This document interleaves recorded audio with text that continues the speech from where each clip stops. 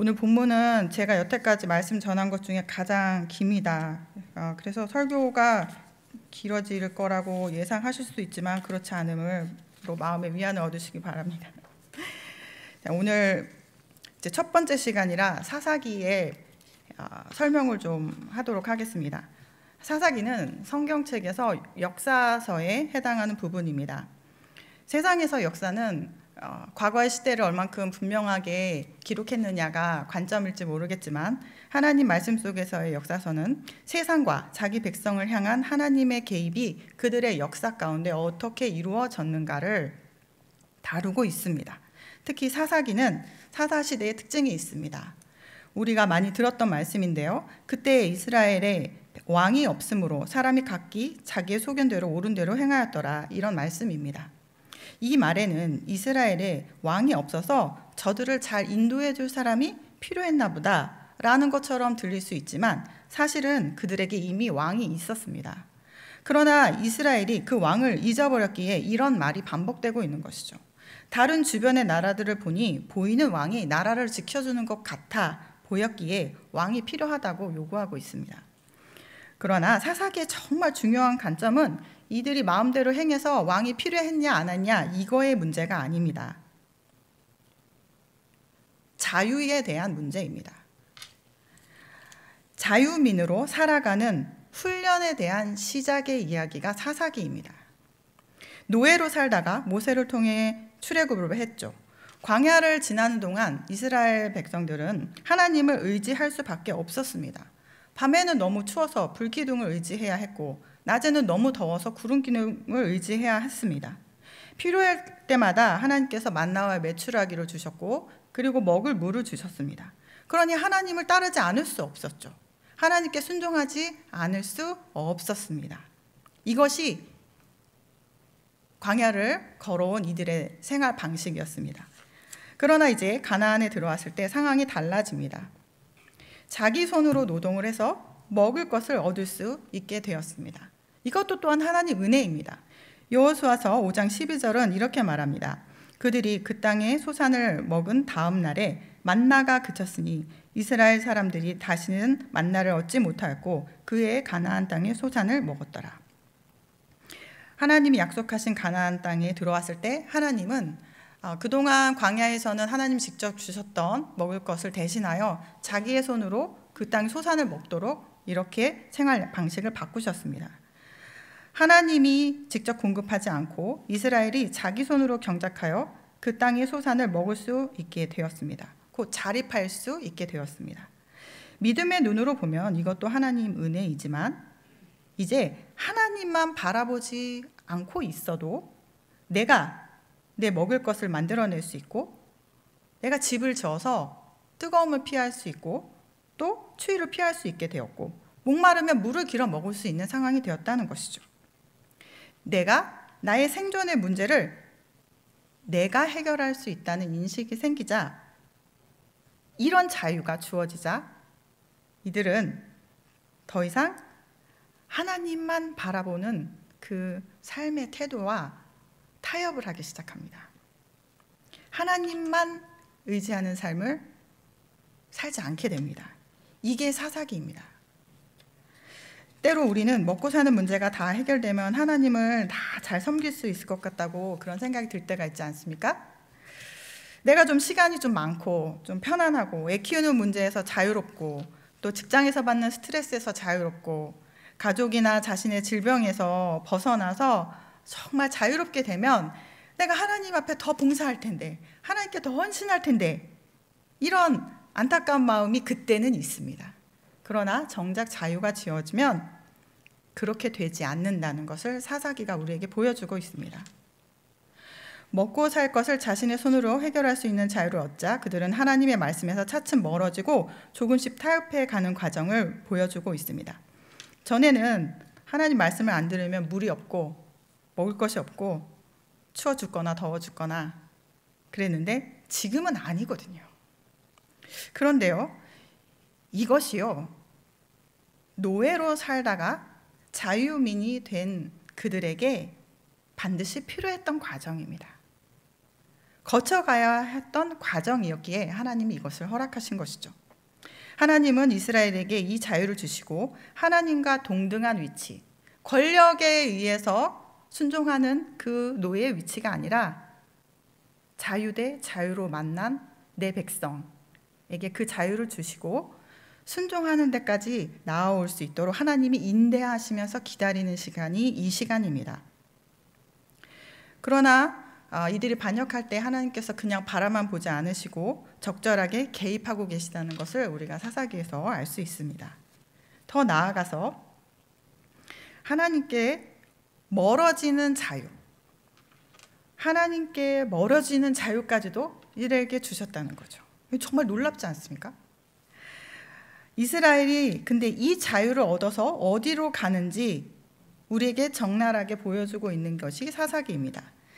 사람이 자기 좋은 소견대로 결정하면 그 결과가 정말 좋아야 될 텐데 자기 좋은 대로 결정하고 문제를 해결해 나가는 방식이 더 좋은 곳으로 가지 않고 더 문제로 가고 더 심각해지고 이렇게 되는 것이죠.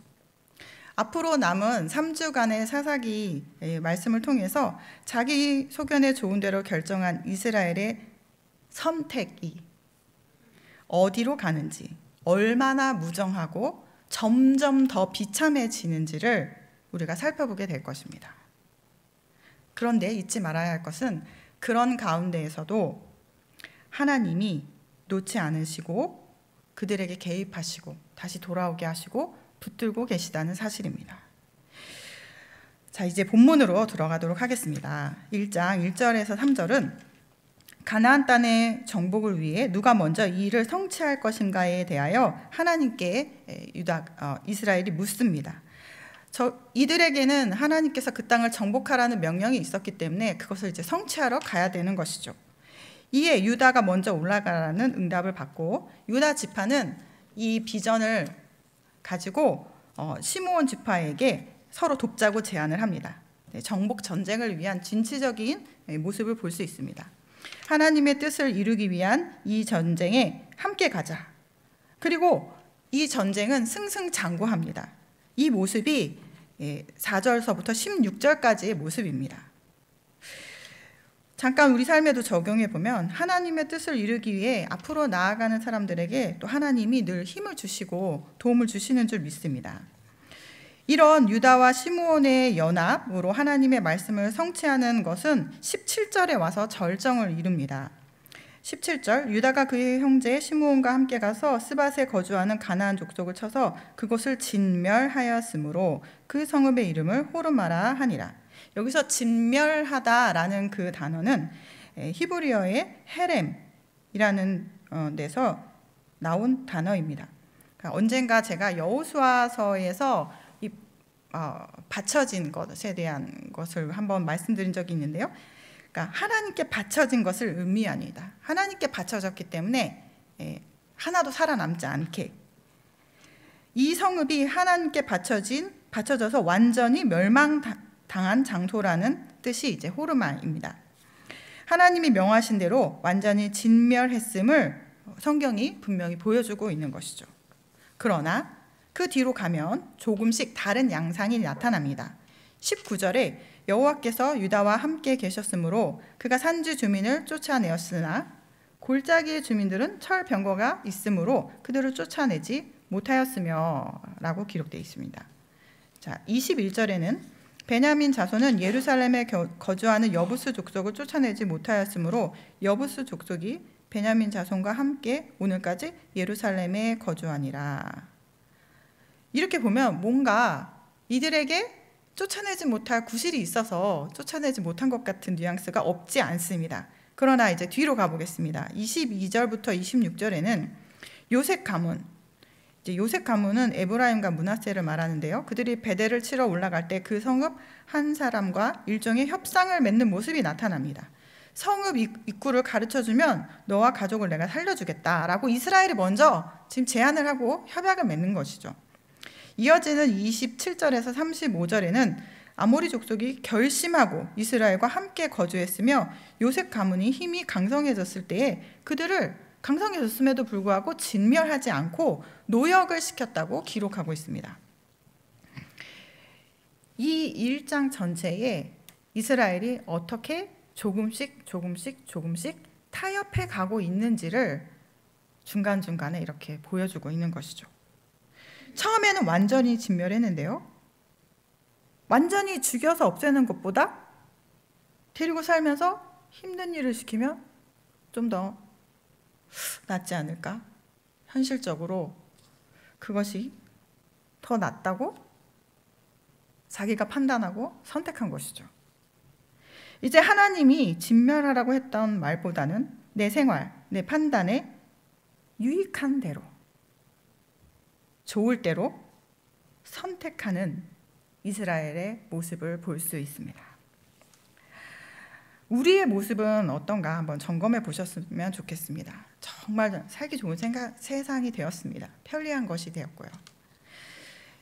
선택의 기준이 나의 유익과 편안함인지 또 하나님의 말씀인지를요. 지난 주일 강사 목사님께서 설교가 예상보다 엄청 짧았었습니다. 다 느끼셨죠? 그래서 찬양팀 중에 한 분은 무대에 서는 타이밍을 놓치기도 했습니다. 개인적으로는 설교가 짧아서 좋았다기보다는 그 말씀에 드러나는 것들이 분명해서 좋았고요. 그리고 담임 목사님 올라오셔서 기도를 인도하실 때에 기도에 오랫동안 집중할 수 있었습니다. 근데 예배 후에 몇몇 분들이 외국에서는 설교가 이렇게 짧더라 그런 얘기를 하시는 거예요. 미국에서도 그랬고 뭐 이렇게 그런 얘기들을 나누셨습니다. 네, 설교가 짧아서 은혜 될 수 있죠. 근데 그 안에 우리가 점검해 봐야 할 것이 있습니다. 나의 마음이 이 설교가 짧아짐으로 해서 내가 편해서 그런 건지 정말 은혜가 그냥 그 짧은 시간 안에 다 녹아나서 그런 건지 살펴보아야 합니다. 설교가 짧아도 은혜가 될 수는 있습니다. 그런데 만약에 그게 내 편안함 때문인지를 점검하고 가셔야 된다는 겁니다. 오래전 청교도들은요, 목사님이 주일 설교를 2시간을 하시는 것을 고대하고 기다렸습니다. 만약에 설교하시는 목사님이 2시간보다 짧게 하시면 화를 냈습니다. 왜 우리로 하나님의 말씀을 듣는 시간을, 그 기회를 이렇게 박탈해 가느냐 라는 그런 마음으로 화를 냈다고 합니다. 그분들에게 글자를 읽을 수 있는 그런 분들이 많지 않았던 시대여서 그랬을 수도 있지만 중요한 것은 하나님의 말씀을 듣고자 하는 열심인 것이죠. 또 현대에 들어오면서 우리 찬양팀이 쓰지 않습니까? 근데 이게 처음에 찬양팀이 막 쓰기 시작했을 때 성도들은 안 좋아했다고 합니다. 왜 안 좋아했냐면요, 지금 우리 이해가 안 되죠. 우리 최승민 목사님이 찬양 인도할 때 얼마나 은혜가 되는지 모르겠어요. 그죠? 우리는 이해가 잘 안 돼요. 근데 처음에 찬양팀이 설 때에 성도들이 왜 화를 냈냐면, 왜 우리의 입술로 하나님을 직접 노래하고 하나님께 영광을 돌릴 그 기회를 저 몇몇 소수의 사람들이 다 가져갑니까? 이것으로 화를 냈다는 것이죠. 놀랍지 않습니까? 하나님을 찬양하는 것을 영광으로 알았기 때문입니다. 하나님을 찬양하고 하나님을 기뻐하는 것을 표현하는 것을 복으로 알았다는 뜻입니다. 이 마음이요. 이제 우리가 2장 1절에서 5절 보면 여호와의 사자가 이스라엘이 가나안과 타협하는 불순종의 모습을 책망하고 하나님의 징계를 받는 모습을 보게 됩니다. 그리고 10절 앞으로 이제 10절이 앞으로의 그 비극적 결말을 정리하는 듯 말해줍니다. 10절입니다.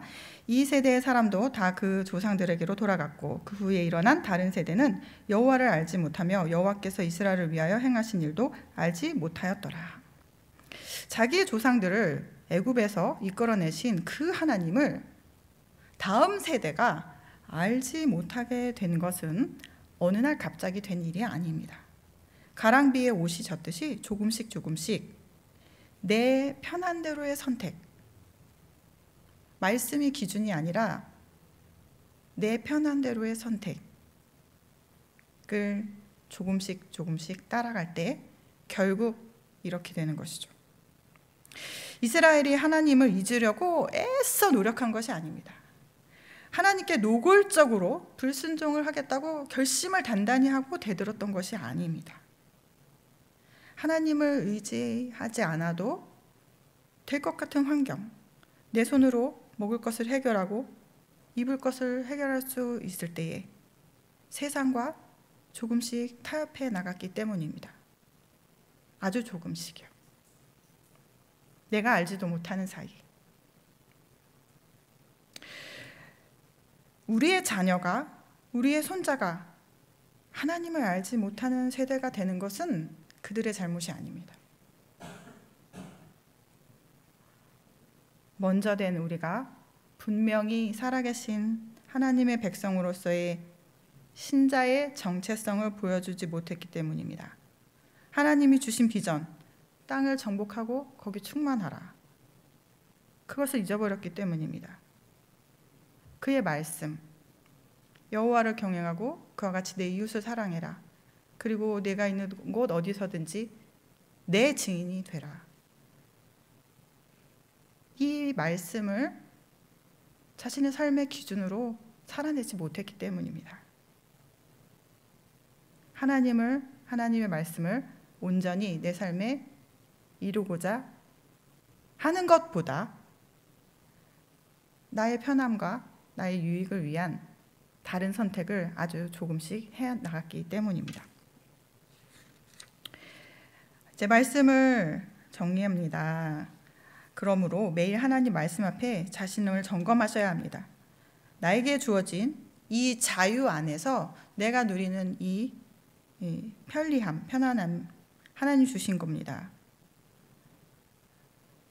그것 때문에 하나님 앞에 나아가는 것을, 하나님이 가르쳐 주신 그 말씀을 놓아서는 안 될 것입니다. 하나님의 말씀을 기준 삼아 나의 선택이 그의 선택과 같은 그 길에 있기를 간절히 소원합니다. 그리고 그 믿음으로 살아낼 실력이 아직 나에게 없다면 하나님께 도와달라고 매달리십시오.